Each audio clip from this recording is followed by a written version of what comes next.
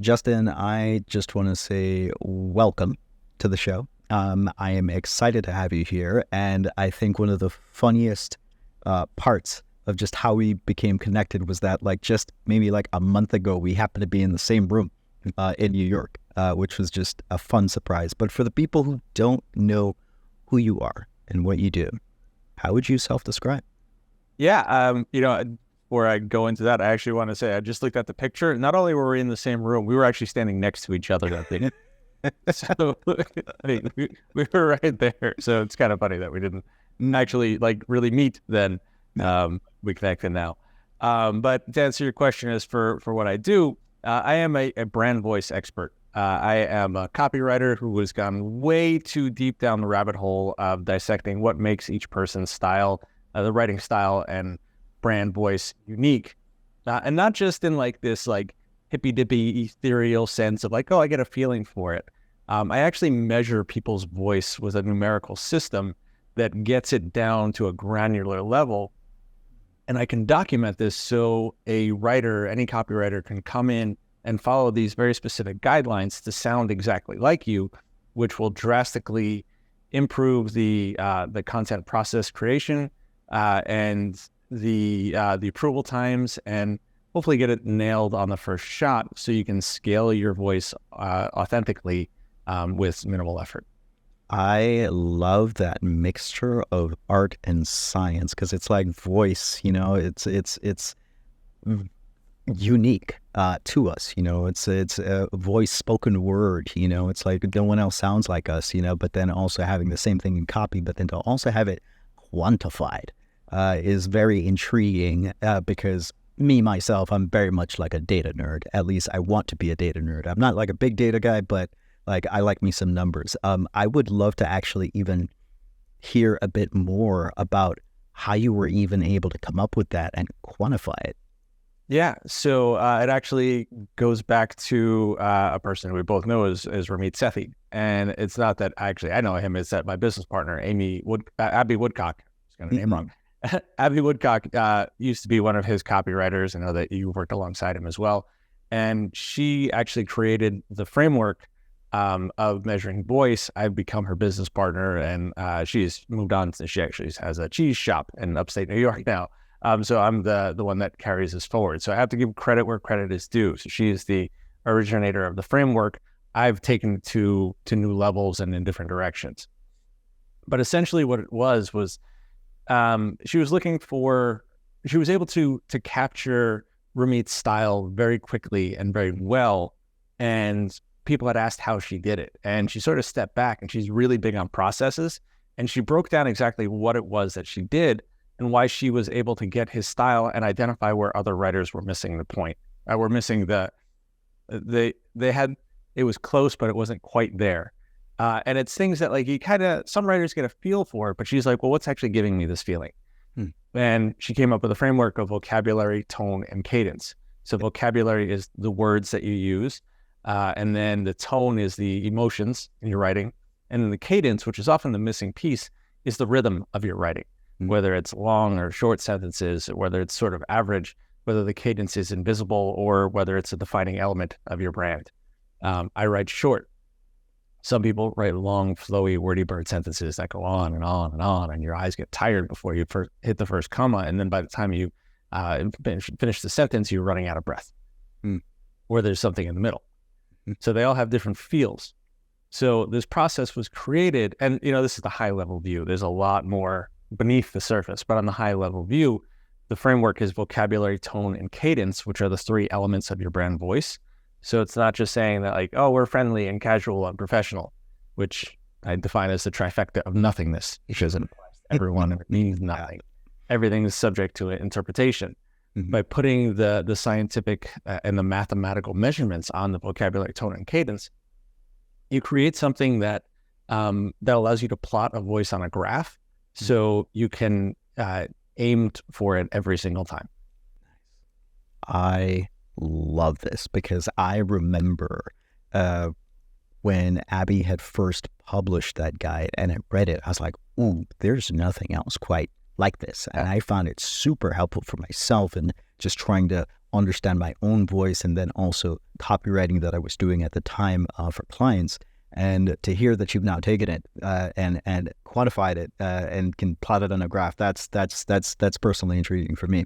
And I know a bunch of people listening in, it's going to be intriguing for them as well, because I've quite often told my past clients that it's like, hey, before you go hire a copywriter, and hire out for core functions of the business that are going to affect the bottom line, you want to have at least a base level of understanding, of what it is that you're going to be hiring for, so that you can review the quality of the work and not necessarily have to guess. And it's like, if you have a quantified framework to be able to tell, because one thing that I've seen with many of my past clients, whether it's design or copy, they sometimes will struggle with being able to even give creative feedback. And I can see how this would be really helpful for being able to help with that part of the process.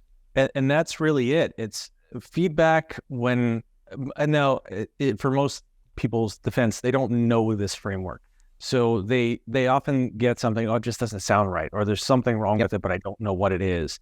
It doesn't feel right. I don't know. As a copywriter, you're just kind of like, cool, I guess I'll just try again. But you don't have anything specific. Like, well, I don't like that sentence. What don't you like about it? I don't know. It's just, it's off brand. Yep. What does that mean? By being able to define it, being like, the words are wrong. Okay, well, is it that it's giving you the wrong feeling, or is it that I wrote something that you would actually never say? Well, it's like you wrote gigantic, and I don't like that word. It sounds too big and it sounds too ethereal. So I would rather just sort of, make it simple and say big. Okay, so you want to lower the vocabulary level. Cool, I can do that. Is there any other elements like that throughout the page? Yes. Okay, here we go. So we can now work with that feedback. We can identify exactly what it is. Or I don't like this sentence. It feels a little, it feels off. What's the challenge? Is it too, is it scary? Like, does it agitate too much? Do we want to dial back the tone? Is it too happy? Like, are we going for like something that's supposed to be, upbeat, but like we actually crossed over into giddy and jubilant? Like, is it too far? Because we can dial back the tone.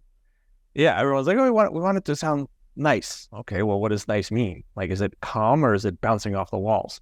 And then there's those elements. And then there's sometimes there's 1,000 different ways to punctuate a sentence, and they can all be right depending on what rules you're following. So by figuring out that person's cadence and their rhythm, whether they use commas and like the average amount of commas they use in a paragraph, we can now measure this and change some periods to commas or commas to periods to get the cadence right, to make it sound exactly what it is. By giving this specific feedback, we as writers know what to change, and then we also know what they're looking for next time. So the more we do it, it's not that we're getting a feel for it. It's that we know exactly what to change to get it to sound on brand. That's great. And it's got my mind bubbling with questions because for the first time, I underwent a branding exercise earlier on this year. We created a brand kit, and we've got like the verbal identity, the visual identity, all these things. It's like I just had this new appreciation for branding and being able to define it so that I could make sure that I was being consistent, and then also if it needed to be handed off to somebody, the consistency and the quality could be maintained as well. And I have to ask this question now. I'm pretty sure you've gotten it, but can you then use this to get ChatGPT to be able to talk or write in your brand voice? Is that a use case you've explored or not? Yes. And something that I'm working on. I will say I am not an AI expert. I am a voice expert, and I do use AI, and I've actually been using some of the tools that are on the back end for way longer than most people. So I understand why AI gives a bit of a generic voice. And it's because it takes the average tones and rhythms and sentence lengths of people, and it spits out the average. It's not quite as nuanced. I'm not an expert in programming AI. I'm something that I'm working on it, but it's constantly evolving and constantly improving. And I'm not someone that spends 8 hours a day working on AI. So I want to get that out in the clear right now. Mm-hmm. But yes, by getting super granular on these elements, you can work them into your prompts to get much clearer writing. Like if you want to say, if you want a little bit of self-deprecation in humor, it's like you could say, write like Rodney Dangerfield. Okay. Yeah. And it'll do that, but it'll probably say like, hey, Rodney Dangerfield here, still can't get no respect. And it'll basically, it's like, when I was filming Caddyshack, and like they'll write it as Rodney Dangerfield, and it'll give you something, but Rodney Dangerfield wouldn't say that. So it's creating a character of it by saying, write at a third grade level, have elements of self-deprecation in it, but we want to always end on a positive tone. That's something that is making the reader feel good about themselves without minimizing my own authority, by sort of adding in these granular details within the prompts, with an average of, write with a shorter cadence, follow some of the frameworks of, and you can like put in a Rodney Dangerfield bit. You can have some of these elements replicated quicker. And by giving it these mathematical guidelines, it does help. It's not going to be perfect, but it can get you better results than you're going to get if you just say, write a silly self-deprecating post. That is very fascinating to me, particularly for projects that I'm working on right now. On the back end, I've got ChatGPT on spreadsheet analysis right now. And so it's those possibilities are bubbling. Yeah. So granted, the Rodney Dangerfield example is a bit outdated, but maybe you want to say like, Gary Vee is someone that either you love or you hate. You could say, write with extreme confidence. Like those are elements, very definitive, using phrases like always, everyone, every time, like that definitive type of language. That's a confident language, as opposed to more tentative, where you might say like some people or sometimes or almost everyone. Adding in those little nuances are what gets that first draft of ChatGPT closer, and it allows you to have a better draft to work with. That is interesting. And for those listening in, I know most people listening in, ChatGPT is not going to be the first place for them to go to try and get copy done. For many of them, it's either they're going to be working on the copy themselves, or they're going to be working with an internal copywriter or external experts. And I'm curious if they were wanting to learn more about voice. Do you cover this? I know you have a course. Do you cover this in the course? Yeah, I've got a couple of different programs, but they're all based around brand voice. So I've got a program, Write Like Anyone, which really goes really deep on the vocabulary, tone, and cadence framework, and shows you how to adjust each style and how adjusting each element will change the primary voice type of someone, whether you're leading with your authority, whether you're leading with your accessibility, whether you're leading with your outlook. By changing just a few degrees and altering the plot point by kind of like rotating the three dials, you can crank up certain elements, lower other ones to really get the exact voice that you want. But more specifically, if you write something and you know that it's not right, you'll know what to change. You'll know exactly how to adjust it, dial it in. Oh, there's two threads I want to go down here. I'm going to have to pick one. But maybe I'll be able to come back to the other one. The first, I'll be here. I sure hope so, because like as you share more, I'm just like, oh man, this is gonna be great. It already is. Because so many people who are listening in actually want to do many parts of what you've done, particularly the creation of a course, productizing their expertise into a format that can scale beyond them, scale the impact of their one-on-one work to one-to-many, often without sacrificing the quality of what it is that they do. At least maybe you can't do all of it, but there's one part of one's expertise that can be productized. What was your own experience like trying to first codify it so that you could work with clients? And then at what point did you decide to then create a course, and why? So my story is going to be a little bit different because I was business partners with Abby, and she had created the course. She had created the process and documented voice guides and what goes into a voice guide so writers can come on and take this. So I had the good fortune of coming into a program that was already created. But I've since changed it and I've scaled it. I've added a lower version and a higher version of it. I will tell you this. The challenge that I had was coming in after the process was already created, respecting Abby's style without trying to override it with my own. And then over time, as we created Brand Voice Academy, I wrote it in a hybrid voice of her and me. And I struggled a little bit. I knew what to do, but I didn't feel authorized to write it completely as me. My style is a little sillier, for lack of better words. Abby is a great writer. She's very personal with her style. She's also a proven direct response style writer. So a lot of those more formal elements come in as well. I'm a little bit less structured, but it's not that I'm less structured. I follow different structures.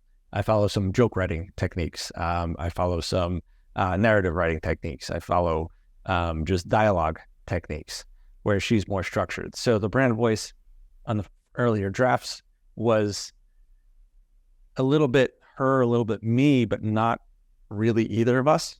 So I had to create a separate brand voice for the product.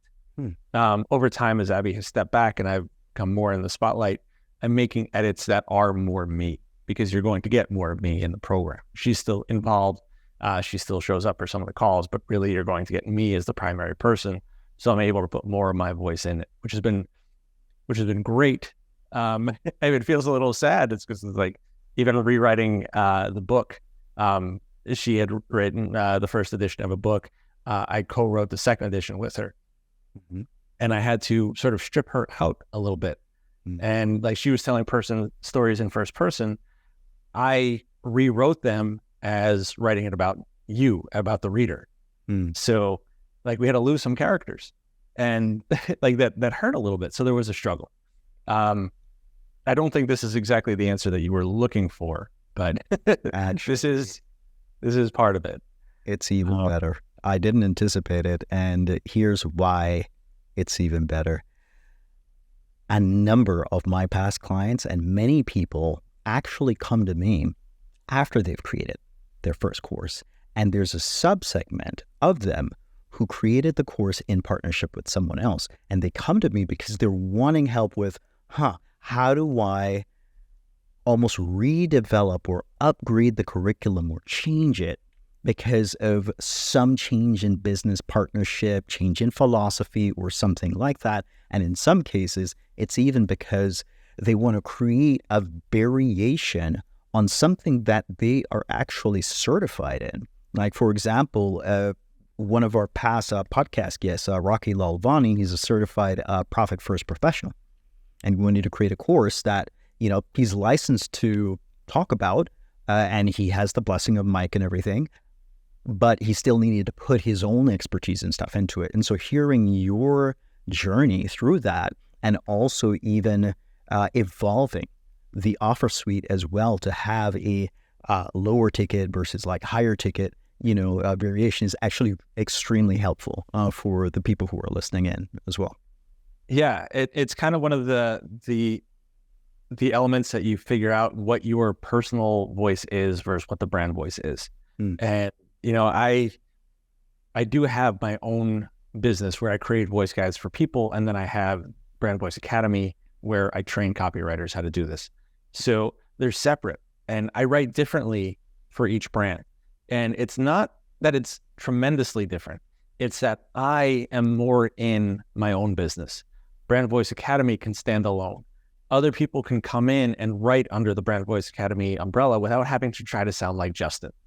So as long as they understand the elements of the brand that we're here to help, the kind of leading with the authority, whereas I lead more with my accessibility. I have I try to be very likable, and it feels good. I can be a little jokey. If you're watching the video, you'll see I've got a lot of nostalgia around me. I've got Super Grover and Dr. Teeth and Electric Mayhem, and I've got Stormtroopers. I've got Star Wars. This is all part of me.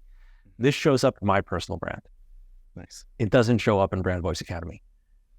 It's Brand Voice Academy isn't about me. It's about the expertise, and there are co-trainers in there as well. There are guest experts that come in, so all of them can come in and still talk with their own style without having to Justinify it. Like, it's Brand Voice Academy. They're allowed to be an instructor in Brand Voice Academy. They're not trying to be me. They have full creative freedom to speak about them, as long as the lessons sort of follow the same structure and lead toward the same path. We don't want someone to come in with different frameworks that will confuse people. They're staying on brand because we're leading with the authority of the content rather than the exact personality of the creator. And so it has its own brand voice.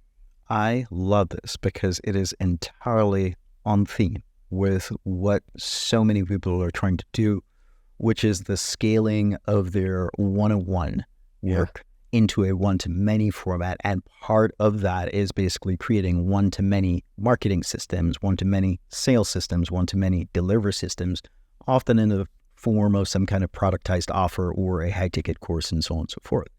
And so there's another aspect of this that I'd love to dive into with you, which is do you make a distinction between voice and point of view, and how, if they're separate, how do they connect up? So, well, as far as point of view, I think that's something that's a bigger element. The voice is literally vocabulary, tone, and cadence. Mm-hmm. It's the verbal identity of a brand's personality. I would say that point of view gears more toward personality. And I think one of the biggest problems that brands create, especially if you work with a brand strategist, what they very often do is they create a brand personality with the idea that it's a brand voice. And it's not. Like, for instance, one of the examples that I use is friendly. Everyone says they want their brand to be friendly. Yep. The average person has about 600 people that they're friends with on Facebook. They all sound different. They're all your friends. They're all friendly in some way or another. Yeah. Pick one. And then let's identify what that is. Even if you cut it in half, even if you say 300 people, let's say you have 300 friends. Cool. So they're all friendly in some way or another. How's a writer supposed to identify what it is? Mm-hmm. With a designer, they come in and like, oh, here's your color. They're not saying your color is red. They're saying it's like Pantone color 61248. I don't know the colors. They're giving you the exact CMYK colors. Mm-hmm. So your designer can get it exactly right. With writers, they're basically saying write in the color blue. Well, yeah, light blue, dark blue, light blue, baby blue, sky blue. There's more than 300 different shades of blue. Yeah. I need to know exactly which one you want. That is an excellent analogy. Thank you for that. It landed well for me because not many people know this, but when I got started freelancing, it wasn't actually with copywriting or anything. It was actually with web design. And so I went down that skill tree quite a bit. And so that message resonates well. And I know that it will for so many of the other creatives that listen in. That's super cool. When it comes to defining voice, does personal or professional values influence it? And if yes, how? It absolutely does, especially for a personal brand. Because professional means something different to everyone. You could be a professional bodybuilder, or you could be a C-suite executive for a Fortune 100 company. Those are both professional. So you could be a professional comedian. What does professional mean? Is it like, and it's even buttoned up. Okay, so is that using a really high vocabulary level? That's going to be boring, because that you can do in ChatGPT. That's basically soulless. That's what a lot of people identify as professional. I mean, sort of watered down, a little bit editorial, where you're not supposed to be able to determine somebody's specific style, maybe a little bit of legalese. Again, you can have a professional fisherman also. So which is professional? So I think getting granular on this is is important to do. But to ask your question, does somebody's personal values come in? Yes, it does. What you have to decide is that also a value of the brand. So, Yep. They're not always the same. Like, as I mentioned, my personal values come into Pretty Fly Copy, which is my business. If you want to hire me, it's through Pretty Fly Copy. If you want to learn from me and get the courses and the teachings with other trainers as well, that's Brand Voice Academy. My values come across in both, over delivering, really kind of being the main one. But in Pretty Fly Copy, you're going to get a little bit more me. And I used the Rodney Dangerfield example before. Self-deprecation is actually part of my brand in Pretty Fly Copy. And it's jokey and it's funny. And I kind of, make fun of my life sometimes, but I never devalue my authority. Self-deprecation doesn't come into Brand Voice Academy at all. I lead with my authority there. I have nothing that kind of like, I'm still human. I'm still relatable. You can get an idea who I am, and it's more jokey and fun and upbeat, but I'm not gonna make fun of myself. And again, I'm not making fun of my skills. I'm making fun of my life sometimes. That is Brand Voice Academy doesn't come across. I love that distinction. It's something that I've thought about as well. I really like the distinction of not diminishing the skills, expertise, authority, like in any way, while still being relatable, because that's particularly for the consultants amongst the service providers that we help. Like, they have to be seen in a position of authority, to be trusted in their expertise in whatever format it is that they're delivering. But many of them have very strong family values. Many of them like having a bunch of fun, but sometimes when they are then trying to communicate that through their brand, they just like leave it out because they are afraid that it's going to strip away the authority. How does one begin to even do that?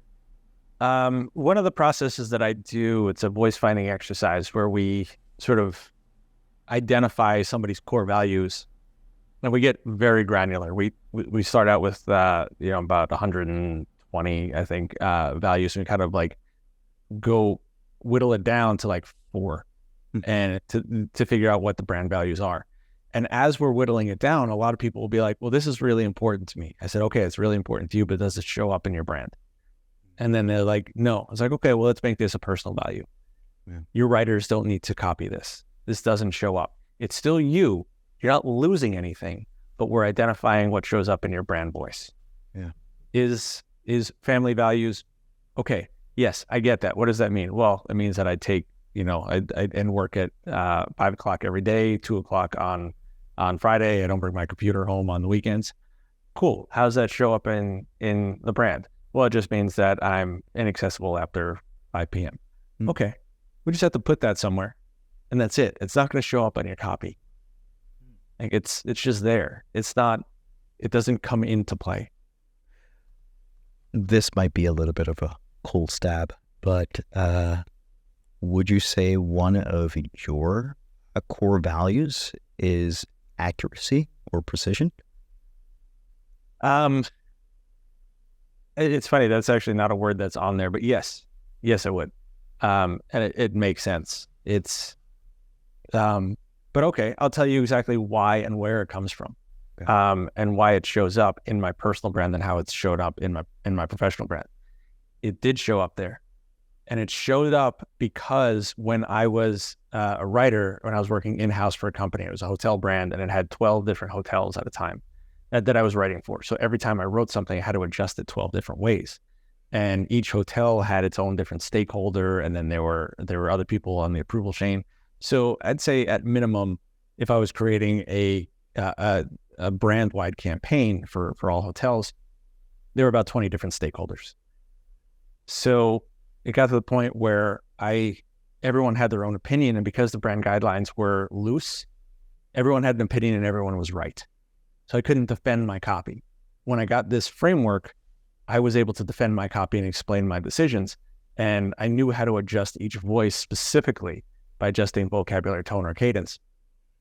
By making the luxury brands more elevated with a higher vocabulary level, as opposed to some of the family brands, which had a higher, a more fun tone. But I knew what to adjust. The vocabulary and the tones would adjust per brand, so I could explain this to the stakeholders, and I'd show them, compared to this brand to yours, this is different, and here's why I made this decision. And they'd be like, cool, this looks great. So I was able to explain it with that accuracy and that level of detail, and all of a sudden my confidence shot up. Mm. The reason why I dove into it so deep, why I get so precise with it, is because my confidence was shot the first 2 years when I was working with that, and I could never defend any decision that I make. So the precision is there, and I teach it to defend other people and to help them. Mm. So I'm precise with the reason of being supportive, to give copywriters and clients as well, as brands, by knowing these elements. You can work with copywriters better. You can get this specific feedback, so you're both happier. The brand is going to get better work. The copywriter is going to provide better work, and you're both going to have more confidence in the copy that is on brand. So yes, it is precise, but it's there for protection. Yeah. I'm here for it. And I know everyone listening in is as well. Because I tend to be pretty detail oriented myself, and I seem to, like attracts like, seems to be how it goes. And it's such a powerful tool for increasing quality, essentially, and especially if the end goal is impact. Then quality is just an attribute that is necessary for being able to maximize impact. So that is really cool. I'm gonna jump back in the conversation just a bit. Why have multiple lines of business? Why also work with clients and also have a course and have these different lines of business? Because it's something that's very applicable to the modern consultants that are listening in, who are thinking about which direction they may go, if they may choose just one or many. Yeah. The fact is, I did it sort of by accident and out of necessity. With my background, I had a project where I did, it's called the Headline Project, where I wrote 100 headlines every day for 100 days, resulting in an arsenal of 10,211 headlines, because I wanted to get really good at headlines. This also is what helped me understand messaging and brand voice accidentally. I didn't know this at the time, but it was rewiring my brain just through the act of doing the exercise. As I was doing this, my list became the people that were following me. My audience were copywriters that were interested in headlines. Clients weren't. I was trying to land clients, but I accidentally built an audience of copywriters. And when I was trying to sell my copywriting services, no one was buying them. And I was like, well, why not? Oh, because I'm selling copywriting to copywriters. And I'm trying to, and it wasn't working. So I had to adjust and create offers that were more relevant to the audience that I accidentally built. And it turns out that I love this audience, and I have a passion for them, and it's fantastic. But I market my copywriting services differently than I do my courses. My courses are primarily for copywriters. My services are for clients. Ooh, I like that distinction. It helps to answer another question that somehow, which is, some really enjoy their client work, and even if they build a scalable product, even if it's making money, it's got the profit margins they want, they actually still want to have that so that they can still have like a couple one-on-one slots for stream clients that they love working with. And it's really helpful to hear how you make that distinction between what's for whom. Yeah. Following up on that, I can also see how the copywriters would just have a natural affinity for you because you know them. You know what the challenge is were like. You rose, through a copywriter club, and as part of your backstory of creating all of this intellectual property that's now helping people around the world. Jumping forward, though, where do you see things going from here, business-wise? So it's, I've worked a lot with personal brands, and I absolutely love it. And what I actually like about working with personal brands is that, I mean, it's going to be generic, I'm going to say it's more personal, but what I mean by that is they care more. Like the reason why they might use an Oxford comma is because of their 5th grade English teacher, who was their favorite teacher ever, who said you absolutely must use this, and it became ingrained in their head. So every time a writer doesn't use an Oxford comma, it feels like a personal attack, not just on them, but also on their teacher. And they feel like, no, you can't possibly upset her or him. Like you're doing the whole school system a disservice just by leaving out a comma. There's this passion, there's this caring about all the words and why someone would choose use versus utilize. Is it because they read it up sometimes, or maybe they like utilize because they had a British grandmother who used to say utilize. So like there are all these reasons that we make, all these conscious choices that when we get it right, it's like hitting that perfect golf shot where it just like, it clicks and you feel it through your bones, and it just goes straight, and it's perfect. But when it gets wrong, you wind up in the woods and you're cursing and you can't figure out how you got there, and it's completely off course. So you don't even know if the ball's playable anymore, and it just feels wrong. But all it takes is that little adjustment to get it right. So I love being able to find that. So I have worked with personal brands. When I take on one of those clients for a bigger voice guide, it's normally about 6 weeks that I spend living the brand and understanding the person at a much deeper level. With corporate brands, it's not as personal. So it's a little bit easier. It's not easy because we still have to define all these levels, but we can separate. It gives a little bit more wiggle room for the writers. And so multiple writers can write for a brand and still all be right without having to use the exact word that a person would use. There's a range of words that a brand would use. So you get a little bit more leeway. So I think moving forward, I probably, as much as I will work with personal brands and I love doing it, I also like working with enterprise brands because the projects are a little bit longer. They're a little, there's a few more stakeholders. So there's, I guess, a bigger outcome, less granular, but bigger results. So it scales a little bit on a bigger level. So I think moving forward, I probably will work with some larger brands.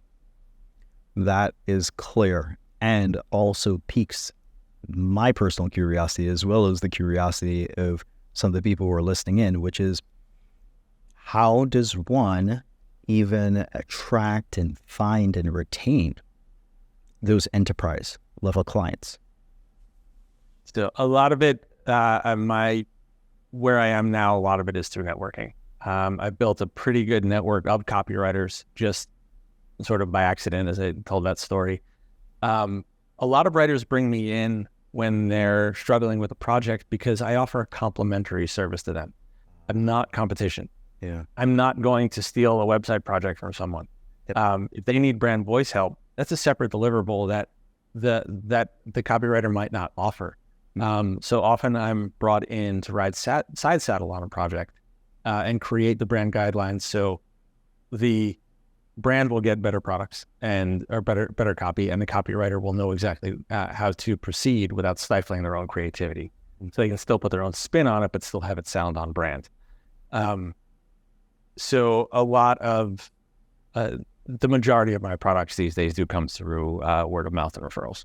That is very helpful to know. It also gave me a whole idea for my business model. It's one that will further validation, I would say, who, I think it's Jay Abraham that mentions this. It's like you want to think of who do they hire before you and who they hire after you. Like, Yeah. those are the perfect strategic partners. And for me, in the world of creating high ticket courses, it surprisingly enough, at least not surprising once it clicked, independent publishers of books. Mm-hmm. It's like, And I've trained a few ghostwriters in my program who use the vocabulary, tone, and cadence framework, and they put their own spin on it, whether it's fiction or nonfiction. And all of my graduates do put their own spin on it. It's one of the things that we teach them. Like my personal framework is called Brand Ventriloquism, and it's WTF. It's words, tone, and frequency. So WTF is your voice. That's the Brand Ventriloquist framework. Exact same thing as vocabulary, tone, and cadence, but a different spin. Some of the ghostwriters who I work with that work with publishers use the frameworks to help edit copy without losing the writer's authenticity. Nice. Yeah, there's all other conversations we need to have after we wrap up. They're just like, as far as I'm thinking of people that I've got to introduce you to. This is great. I also want to be very respectful of your time. I feel like I could probably pummel you with questions for like another hour. This is very fascinating for me. Yes, absolutely yes to a next time. And I just have a few more questions before we wrap. And this might be a little bit of a hard segue, but if you were stuck on a desert island with one dessert for 1 week, which dessert would it be? Oh, man. My immediate thought was banana pudding. But then I was like, oh, I don't know if I could eat that for a week. Yeah, you know what? I'm going to go with first thought. Yeah, that's it. All right, banana pudding. Okay. And this was just to build up to the more divisive question, which is chocolate chip or oatmeal raisin cookies? I'm one of the weird people that likes oatmeal raisin. Thank you. Oh my God. Like, guys, all the chocolate chip cookie people just want to die on that hill. It is fascinating to me. They really care about chocolate chip cookies, and I also am of the oatmeal raisin. It's different. Yeah, and as a follow up, soft and chewy or hard and crunchy? I like soft and chewy. Perfect. Yes. All right. And yeah, Nice. I knew this is why Kevin introduced us. This is it. Yep. Perfect. Cookies. That's it.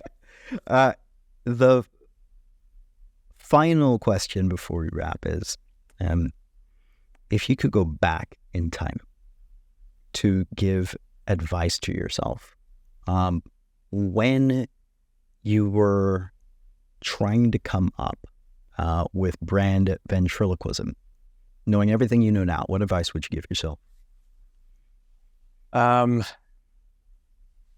That's funny. That specific thing. Well, okay. Here's why. When I came up with brand ventriloquism, it literally fell out of my mouth when I was in a hot seat at the Copywriter Club think tank. And it was being surrounded by my peers who I was able to share the highs and lows with. I think when I joined that, I didn't know if I was quite ready. My advice would have been, if I had gone back in time or even like before that, I would have said, find your people sooner. I thought that I had to do everything on my own. If I hadn't sat in that hot seat, if I really did try to do it on my own, I never would have come up with brand ventriloquism. It fell out of my mouth when I was in a safe space. I wish I had found my people sooner. I think everything would have been a lot easier. I really respect and appreciate that answer.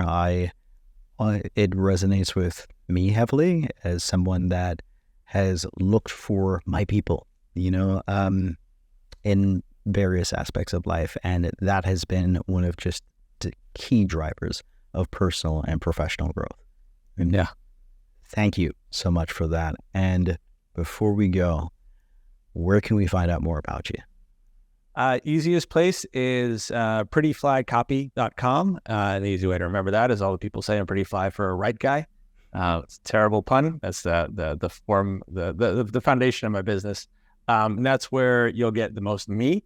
And if you do want to learn brand voice, if you are a copywriter looking for to brush up on your knowledge, that's at brandvoiceacademy.com. Thank you so much. I will thoroughly enjoy going back to get this episode ready because I learned so much just by talking to you. So again, thank you for this. Absolutely. Hey, thanks for checking out the show. If you liked it, go ahead and hit the like button and also subscribe so you don't miss another one. It also tells us which ones that you like the most so that we can then do more interviews like that. If you want to go from idea to implementation though, especially if you're wanting to productize your expertise so that you can scale your impact on your clients and of course grow your business, then join our email list. There we're going to talk about how modern consultants can productize their expertise so that they can have a greater impact on the world around them and live life on their terms. If that's up your alley, I hope to see you on the other side. Talk soon.